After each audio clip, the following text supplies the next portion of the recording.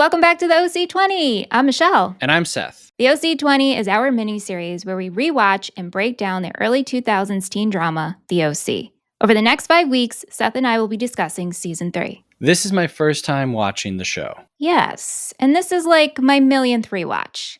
This season, we're talking behind-the-scenes tea, who Seth thinks is the undisputed MVP, the new faces shaking up the cast, and of course, the iconic finale that everyone remembers. Don't forget, my favorite storyline this season, Sandy Cohen becoming Caleb Nickel. Right. That is insane. I'm still processing that. Also, quick warning, there will be spoilers. Like, everything is spoiled. So if you haven't watched Season 3, go binge it and then come back. I watched this in 2 days. You can do it too. All right, let's dive in. Seth, we're here. Hey, this is awesome. It is awesome. I feel great. Yeah? Can we take a second before we finish? Or before we even start? Whatever you like. I just want to say, not to pat myself on the back, but let's pat both of ourselves on the back. If we do it simultaneously, I need to hear what we're patting for first. Well, I think that we can kind of get lost in the whole watching a movie or watching a show and then talking about it thing. Mm. You love this show. So much. So much.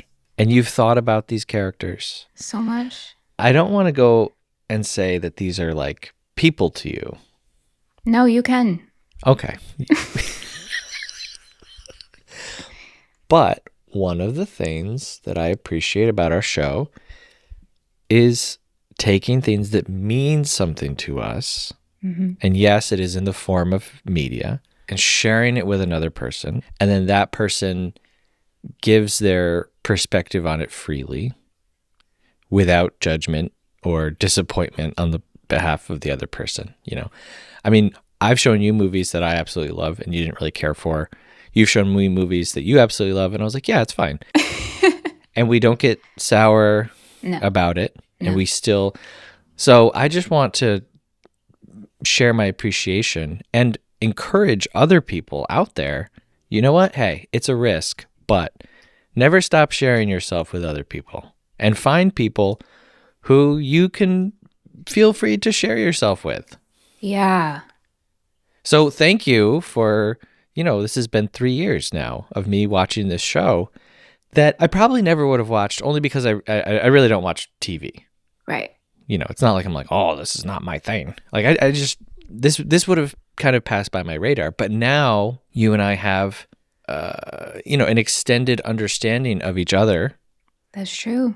Because we have this middle ground, of the OC. So good job.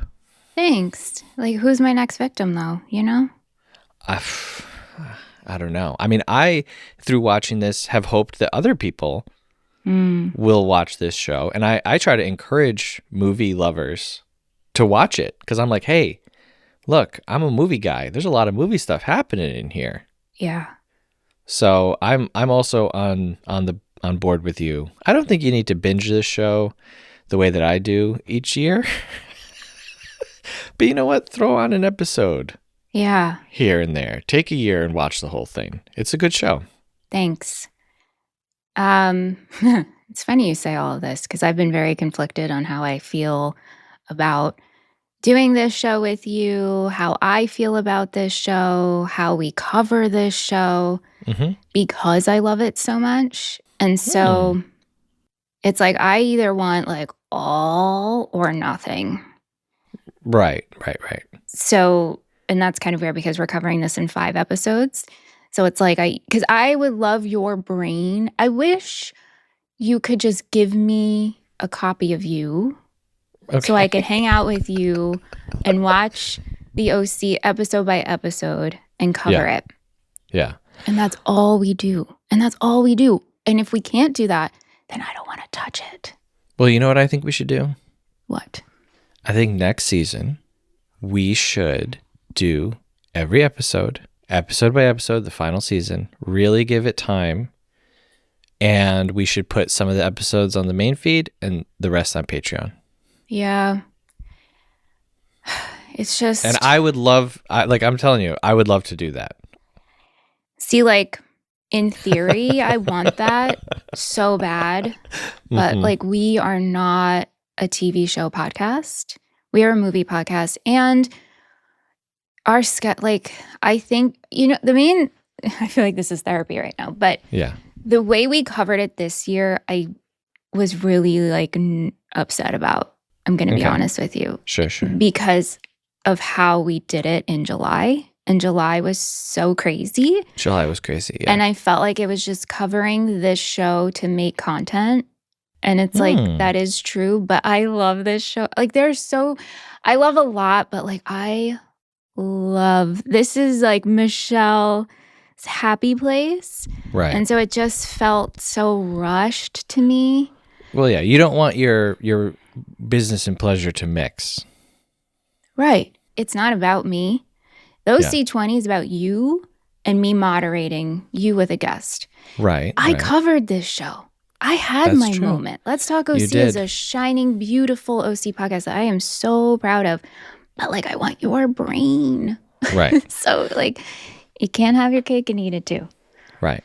Now, I don't mean to be the person who hears a problem and only offers solutions. Yeah, I know. But Mr. What if- Fixer-Upper. we did this. Okay. What if we looked at the calendar and did the math Yeah. and figured out 16 weeks ahead of time, and we just do one at a time? Yes, but I don't want it to be like, okay, let's get up at 6 a.m. and let's crunch it. Like, I want this to be like, again, like in Michelle's perfect world, we're doing this because we both want to do it and we love it and we're taking time for it. Right. Versus like we got to pump out the episode because I feel like a content machine at this point, and it's a really hard line to balance between running shows. It's just, it is what it is. Anyway, people are here for Sandy Cohen maybe, or because it's our finale episode. Well, you know what? We're talking about mixing business and pleasure. We're talking about the struggle between, your ideal and then the reality of life and business. So true. So true. What a better intro to an episode about my favorite storyline in season 3, which is Sandy Cohen. So I have a confession for you. I've seen this show many times, as you know. I did not rewatch season 3 for any of our episodes. Oh, interesting. Except I started watching season 3 about a week ago just for the Sandy Cohen storyline. Oh, okay. Because I did not feel confident to show up and talk about Sandy's storyline because I block it out every time. And on my rewatches, maybe I'll watch a couple of season 3 episodes, but I usually skip it. You'll skip all of season 3? Yeah, I'll skip around because it's not my favorite season. So watching season 3 just for the Sandy storylines, and all of my notes are just Sandy Sandy parts. Yeah. But then also watching it as a standalone season. Like I'm not coming off of 2, I'm not going into 4, I'm just watching it as 3. I had so many new perspectives. Poor Anthony had to hear all of my commentary. I'm like, now I just want to do a podcast on my new perspectives of season 3. No one will listen to it, but maybe just for me. I would listen because, Well, sure, but I'm tearing up at Johnny's funeral. What?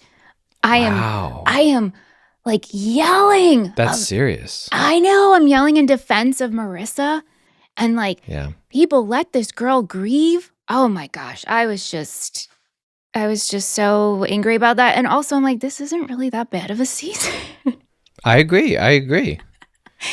Oh my gosh. I was like, what is happening? And then going back to what you said is like, I just love this show so much. It's like, it's truly my happy place. Yeah. Can I ask, when would you say is the last time that you gave season 3 this much attention? Like, how many years has it been? Yeah, probably when I covered it on Let's Talk OC. So 2020, maybe. Okay.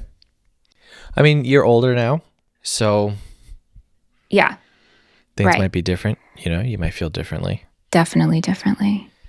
Wow. I mean, I agree with you that it's not that bad of a season. I don't think it's my favorite season. No. And I would say it's maybe not as interesting as other seasons, but it's not bad. It's really not. And it's weird to just go into your rewatch of the OC and just do season 3. Yeah. You're watching it for the first time, so it's different. But for me, who's Yeah. seen it, and you're just like, oh, I'm seeing these characters I love, the people I know, the people, like, it's just, it hits so differently.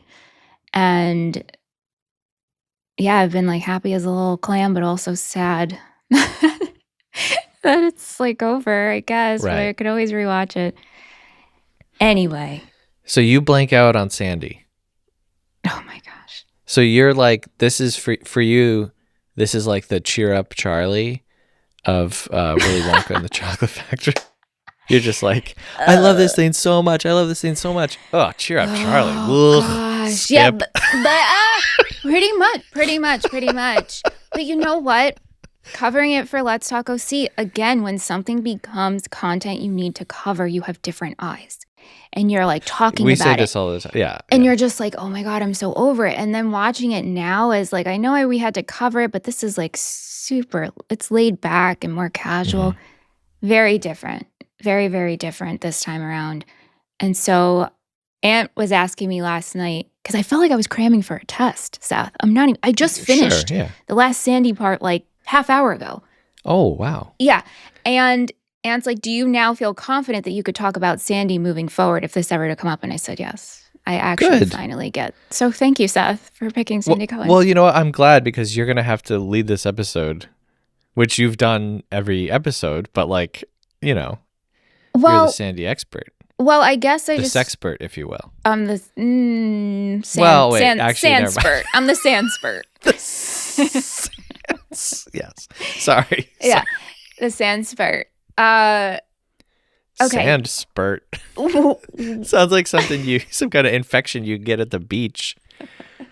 Oh man, I went to Robert Moses and I got the sand spurts. Yikes! Sand spurts with an Yeah. S. Yeah. I guess I just want to start off with why Sandy. Sure. Yeah. Well, if anyone's listening and you've listened to every season that we've done so far, first of all, thank you. Thank you. Hey, I'm sorry that I've talked very foolishly about your favorite show. But when I first met Sandy, I was so suspicious of him. Yeah. I was like, who's this guy with a heart of gold? There's got to be something else. There's got to be something going on beneath this. And then over season 1, you're like, oh, actually, no, not really. And then in season 2, we get his runaway girlfriend. And it's like, they're trying to do something a little risky with Sandy. And it gets close. And then he's like, no. And then it's like the woman at the law office, right? Well, there was Rebecca. You mean his runaway girlfriend? Yeah. But then like there's a woman at the law office that they In like sit season down on 1. the floor. In season 1. That's in season 1. Okay, yeah. Yeah. And so it's like they're always kind of going around the edge Right. with Sandy, where he's still like, no, like he is the stand-up guy. And that's fine. It's okay for a character to actually be like a good person, you know? Mhm. And then season 2 ends, Caleb Nickel dies. Mm. And Caleb is like this, he is the big problem. He's like the ghost that's looming over all of their lives because he has so much power and, you know, he's got all his fingers in all these different pies. So when Caleb dies, it's like, okay, well, what now? Like who kind of takes the lead? Obviously, you've got Julie Cooper Nickel, who could maybe start running the Newport group. And that would have been interesting because she's, I feel, always been on the villain side. If we're going to divide the cast into, you know, good guys and bad guys, I think Julie Cooper Nickel is towards the bad side. But becomes the good side. And that's fine. Right. But like I could see, especially at the end of season 2, where she was at with Caleb, right? Yeah. Mm-hmm. Maybe Kirsten will come in and she'll run the Newport group. Well, she did. Whatever, I mean, whatever. she worked so closely with her dad, and Right. because of her alcoholism, Right. had to take a step back. So Sandy taking it over. Mm-hmm. Now that's interesting. That interested me right away. It gives Sandy something to do more than just like sit around and rain his hands over the two boys. Uh-huh. But what it did was it mixed Sandy's heart of gold again with reality. Right. And I think it helped Sandy realize not like, oh, Caleb was probably a good person who was just corrupted. Caleb was a bad person. Right. But I think it helped Sandy realize that like some people just don't belong in certain arenas. Yeah. Sandy goes into this thinking, we are going to help poor people. We are going to use this as a means of doing right by the community. We're going to build a hospital. Yeah. It's going to completely rejuvenate an Yep. entire area. I'm going to be the type of boss who doesn't just fire people because we need to save money, which was like absolutely crazy. But I love that because I have worked in management and business for a very, very long time. I've managed hundreds of people over the last few years. And I'm not as good as Sandy, but I also have this idealistic way of approaching things where I think, no, we'll just do what's right and everything will work out. Mm-hmm. And unfortunately, in reality, that is not always, it's not always the case. So I thought it was great that they took Sandy and showed how like he was willing to compromise in order to accomplish the greater good. Right. So he doesn't become Caleb because suddenly Sandy's greedy. Sandy's not greedy. And I think if you asked him at any point during this season, are you greedy? He'd be like, what are you talking? I am sacrificing myself and my sanity to do something that's good. And that's great. That's a great like arc for Sandy as far as I'm concerned. And by the end of the season, he kind of comes out of it. I mean, he still does some shady stuff over the course of the season, but he comes back to a realization of like, I'm not doing this. This is not for me. This is not where I belong. This is not my environment. I belong somewhere else. Right. And then I don't like the tidiness of the Newport group burning down. I thought that felt rushed. And I'm curious to see if it all just gets swept under the rug in season 4. Right. Yeah. But it was a way of being like, this is over. Like this era is kind of over. And this was the journey that Sandy went on. So it's a very adult storyline. And not that I mind watching a TV show about high school kids, but as an adult, this was the storyline that stood out to me this time around. Yeah. And it's very business, which I agree. Like as an adult, I was actually, once I started paying attention to it, I was like, oh, this is kind of interesting because like you said, like we want to build this hospital for the greater good, for the community, but also Griffin, who is the head of the board, is very much at first loyal to his daughter Maya. Yes. Maya and Matt have a past. Yep. Matt hurts Maya or turns her down. And so Griffin is going to stick by his daughter. But then it turns out that Griffin's also being investigated by the DA because of he's crooked. So, and Sandy's like, at this point, do I turn an eye and hopefully this brushes over and the hospital gets built along with like a $700 million deal of other businesses to help the community? Yeah. Or do I work with the DA? It was interesting to see Sandy teeter that thought process of what can I do? What did you think about Matt Ramsey? He sucks. Like, and bringing this kid in. He's just the worst. he's the worst. I mean, he gets utilized a little bit later on. Is he utilized in the Free Marissa thing? Doesn't he help with like some documents of some? Yep. He does some. He knows a private investigator to gain information on Jim Mercer, who was the judge on the board. That was, I mean, not to bounce around too much, but I got to highlight that scene again. That Free Marissa trial is awesome. Sandy is awesome in that moment, like appealing to the judge because of his best part of, not best part of the season, but it's really, really good. Yeah. I don't think we needed Matt to fill that role. Like, I don't know. You think Sandy should have, because Sandy has a history with Jim Mercer. Right. I mean, maybe Sandy's got to know some private investigator, you know, like. Yeah. Anyway, I didn't really like Matt. Matt, like taking Ryan to the strip club. That was so interesting. Insane. Taking him to the strip club to blow off steam, and Matt goes off with a girl, a dancer, if you will. But then it turns out that him and the dancer are actually just college friends.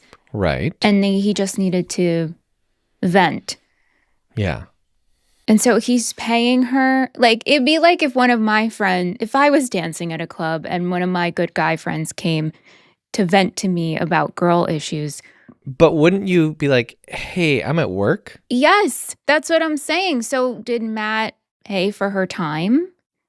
I don't know. I mean, yeah, this would be like if you were a waiter. Right. And someone came to eat and they were like, hey, also, can you just stand by my table so I can talk to you for 30 minutes? You'd be like, well, I'm at work. Can we talk after? Right. This whole thing felt a little goofy. Matt, he I don't know. He's a good contrast for Sandy because he's business minded. He's young. Mm-hmm. And we know that Sandy Cohen is a dad and that he's always looking for young people to help. And so Sandy kind of sees like, all right, this is a potential future Caleb Nickel. This is a guy who's business minded. He's aggressive. He's interested in business. I have a chance here to like right the wrongs of the past and take this guy under my wing. And here we can produce, a next generation of developers for the OC, but under my influence and my way of doing things. And so I'm sure Sandy is just like, tickled pink over the idea of being, everybody likes to like look at the king and like mock the king while the king is sitting in the throne. But then once you sit down there and you're like, oh, wait, I can make change. I can do things. Yeah. It's intoxicating. And so Sandy just continually casts a blind eye to all of these red flags, and he's giving second chances and he's giving second chances. And to anyone out there, where you might find yourself questioning, why does it seem like people always walk over me? Why does it seem like I'm the one who's always trying to help people and no one's ever helping me? Why does it seem like life is so unfair? Watch this season of the OC. Look at the bad decisions that Sandy makes and be like, you know what? A red flag is a red flag. And if something feels wrong, I just shouldn't do it. Like, just let the hospital go, Sandy. Yeah, it's such a big project. It could help so many people. And what I found interesting was like Sandy for like 3/4 of the season is sticking to his guns. Like, we are going to woo, in quotes, the investors my way. Right? I don't want to take him to the strip club. I don't want to take him to a steakhouse. Like, I'm going to take him on a walking tour of Newport. Oh my God, please say it like. Poor Sandy, right? And then it doesn't work out. And he's like, okay, Matt, let's like make your apartment a grotto and like have these women there. And the guy's like, I didn't really notice a difference between the two proposals anyway. You help me out. I'll help you out. Okay, great. Yeah. Then Matt starts seeing Maya, which by the way, I don't know if you know this, but that actress is Ben McKenzie's wife in real life. Also, Maya plays his love interest in Gotham. Yeah. Which, just throwing it out there. I know. I have to watch it, right? If you ever want to take... You and I can take Ben McKenzie turns, where I watch a show for Ben McKenzie for you, and then you watch a show with Ben McKenzie for me. That's a funny idea. That's a funny show idea. Coming in 2027. Right. The Gotham 20. The Gotham 20. LOL. LOL. But anyway, and so Matt genuinely starts something up with Maya. And Sandy's like, whatever you do, just don't mess with her. I don't want you to use her. Right. And then it like switches so quickly. Yep. When Matt and Maya join Sandy and Kirsten on a date night. And Sandy comes right out and says like, hey, can you give us another meeting with your dad?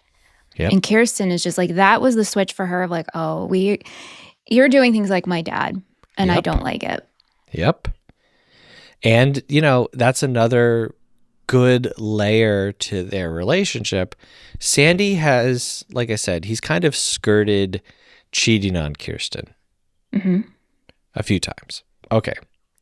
That's bad. That's horrible. Especially with Kirsten. Kirsten rules. Well, Kirsten also had her thing too. Well, that's true. Oh, yeah. Jimmy.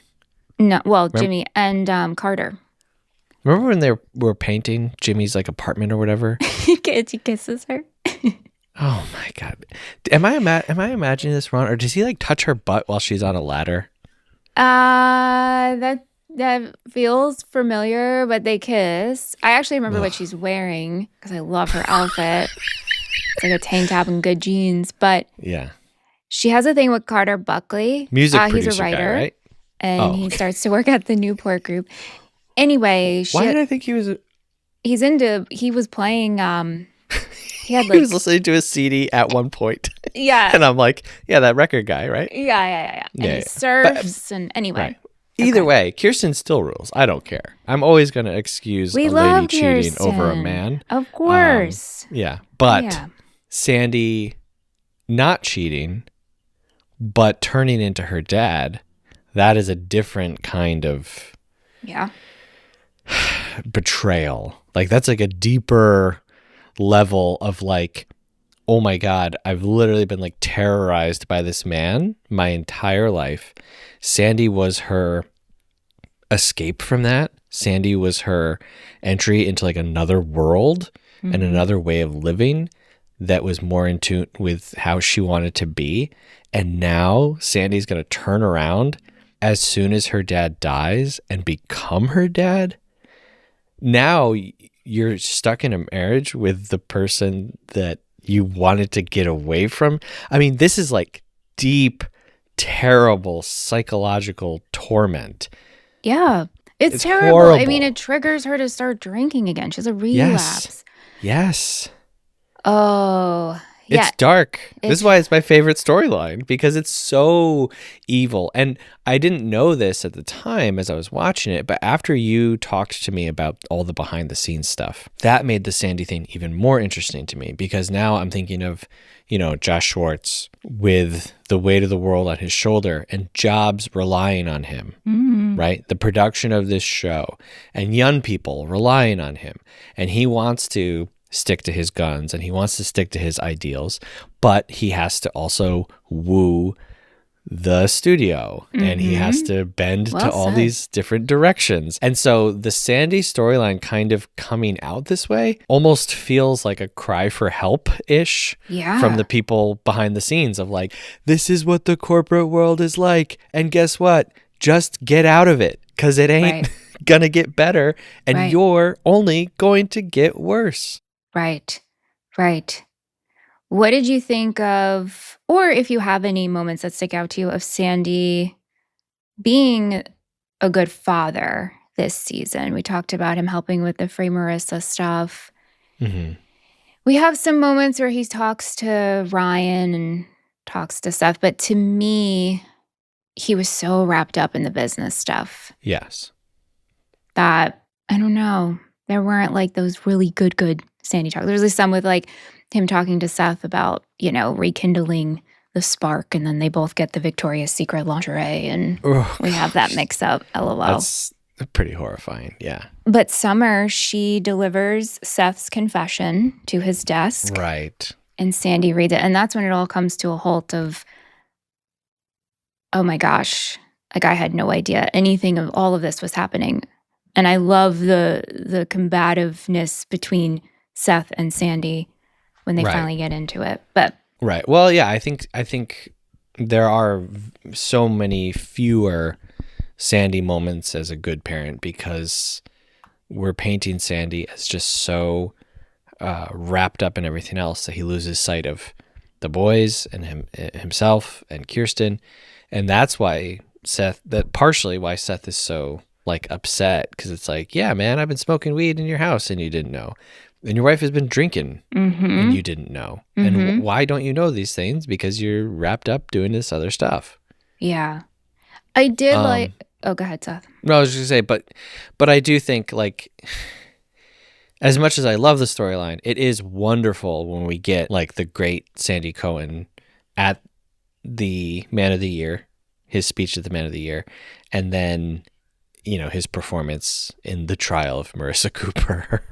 Yeah, and also I like when a couple episodes before that, he flies to see Dawn and tell her about Ryan, wants to invite her to his birthday party. So he's doing that stuff, which I like. I did like that he did that. Yeah, for sure.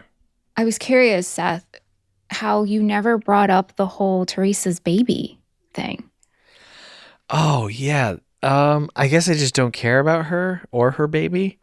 Oh, well, okay. Because this was a huge discussion when I watched live and then when I did Let's Talk OC is like, is Teresa telling the truth? Is that baby actually Eddie's or is it Ryan's? Right. And you didn't even write a note about it. You didn't I don't think you put anything in your notes about this. You were just mad that Teresa's back. You don't like prom and all of that. I'm like, oh my gosh, I God. need to ask Seth what he thought about this, but you don't care. So Yeah, so that's a source of contention also between Sandy and Kirsten. Kirsten and Sandy is how to deal with this. Right. And refresh my memory. Which one of them is pro DNA test? Well, Kirsten sees Teresa and the baby at the airport. And then it's not even DNA test. It's just telling Ryan at all. So she tells Ryan, and Sandy is mad that she told Ryan because everybody's away at college weekend. So he's at Berkeley. Yeah. He leaves Berkeley to come home, and they're just not on the same page about how to handle this situation. I mean, if it were me, I would probably recommend to Ryan that he get a DNA test, because if that is your child, even if Teresa doesn't want to have anything to do with you, that's fine, but you should be aware so that you can help financially at a minimum. Mm-hmm. That's my opinion on it. Did Kirsten need to tell him while he was away at college? No, this is not an emergency. Yeah. Like, it's not like Ryan, Teresa's in the hospital giving birth right now. Right. It's like, hey, she's living her life. She's happy. If she wanted Ryan involved, I think she would involve him. Right. Do you believe that it's Eddie's baby, or you have no thoughts about this? I think I would prefer if it wasn't his kid, because then so much of this, how do I say this? I mean, I can confirm it for you if you want. No. I don't want to know. But like, if this is Ryan's kid, Ryan needs to go be a dad. Yeah. And not that I would say that that's like not a good place for him to end. I would just feel that the show kind of did it cheaply. If that's what we're building towards, there needs to be more, as I say, connective tissue. There needs to be more than just Teresa popping up once a season, for an episode or two, sure, and then in the end be like, well, folks, I'm moving back to Chino to raise my kid. Bye. Right. So I think that would kind of be lame. Okay. So Sandy's going to work with the DA. Mm-hmm. Newport Group has been burned. Yep. What do you want for Sandy in season 4? I would love it if Sandy didn't work for the DA, but if he started his own law firm and just, took on the cases that he wanted to take on. Mm-hmm. And as I keep saying, the one thing that I want is for them all to leave. Mm-hmm. I just want them all to move away, leave the OC. But mm-hmm. I don't think that's going to happen, but I would be very excited if it did. Okay. All right. Well, I thank you for keeping on with the OC. Of course. Love it. Appreciate your perspective and your thoughts. I want to give a big thanks to Dan and Mike and Kristen who joined us this season to discuss. Yes.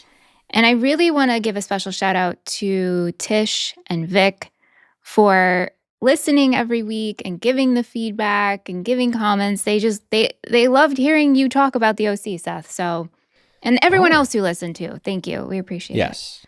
Everyone else who listens, thank you to Tish and Vic. Yeah, thanks, guys. If you would like to ask me some questions, send me an email, moviefriendspodcast@gmail.com. I would love to answer or talk about the OC. Yeah. Well, until next season, the final one. I'm excited. I'm especially excited that it's a shorter season. Yeah. And that I'm gonna finally know everything. And it's so weird because it's like, wow, the OC is really a short show. It's 4 seasons. Yeah. That's it. Thank God. I mean, I know. Shows go on way too long. They go on way too long, and we stretch out storylines and yeah. 6 max. Max. Absolute max. You mean for a show for Any seasons? Show. There's no show that should go on longer than 6 seasons. Yeah, 6 is good. I don't care what it is. 6 is good. 6 is good. But until next season, our final season, I'm excited to see how you feel. All right, cool. Very good. All right. Thank you. Thank you very much. Thanks for listening, everybody. Thank you.